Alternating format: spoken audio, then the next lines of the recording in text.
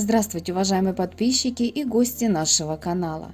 Рыбалка на карася осенью отличается своей непредсказуемостью и динамичностью.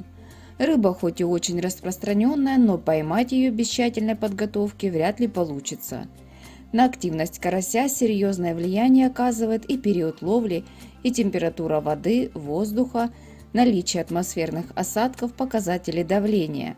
Чтобы ловля осеннего карася имела успех, необходимо знать, где его искать, чем привлекать и какими снастями пользоваться. А чтобы ваша рыбалка была еще более комфортной, в описании под видео вы найдете ссылки на лучшие рыболовные интернет-магазины. Если поздней осенью в течение нескольких дней установилась безветренная солнечная погода, то смело можно брать свои снасти и отправляться на рыбалку за карасем. С учетом характеристики водоема принимается решение, на что ловить карася наиболее перспективно. Важно правильно определить место ловли и позаботиться о всевозможных наживках и растительных насадках. Карась в конце осени, даже при замедленном обмене веществ, рыбе необходимо пополнить свой жировой запас. Крупный карась не упустит возможности полакомиться кормом, попавшим в поле его зрения. Осенью следует отдавать предпочтение снастям, которыми удобно ловить со дна. Для ловли карася по открытой воде применимы такие снасти, как фидер, поплавочная удочка и резинка. Для фидера необходимо применять более тонкую леску, а также лучше применять оснастку, которую в рыболовной среде называют убийца карася. Для поплавочной удочки следует применять оснастку с более чувствительным поплавком, чтобы не пропустить самую ленивую поклевку карася.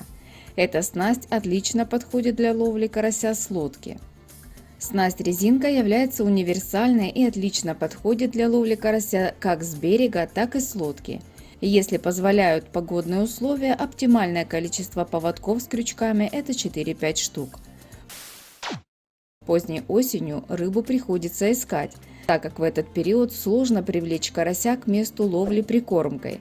Задача упрощается при ловле на малых реках, озерах, прудах и карьерах. Но на большой реке повышается возможность поимки трофейного карася.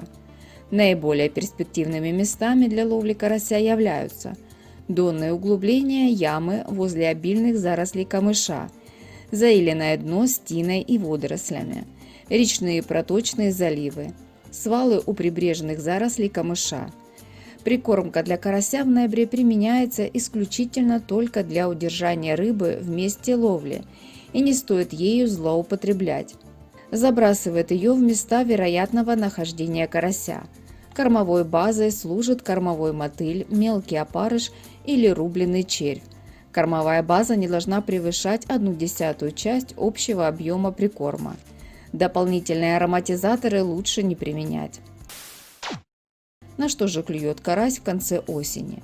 Перед рыбалкой невозможно определить, на что клюет карась в конце осени лучше, и это зависит от конкретного водоема. Обобщая рыболовный опыт, можно определить, что поздней осенью карась лучше клюет на наживки животного происхождения. Для ловли карася применимы такие наживки, как красный навозный червь, мотыль и опарыш. Также, если есть возможность достать личинку ручейника, однозначно возьмите ее с собой на рыбалку. И если клёва нет, то не бойтесь экспериментировать и применяйте их в паре с растительными насадками в виде бутерброда. Наиболее распространенными насадками поздней осенью являются карповые бойлы, пеллетс, воздушное тесто, пенопласт и различные насадки собственного приготовления в виде теста. А как вы рыбачите на карася в ноябре?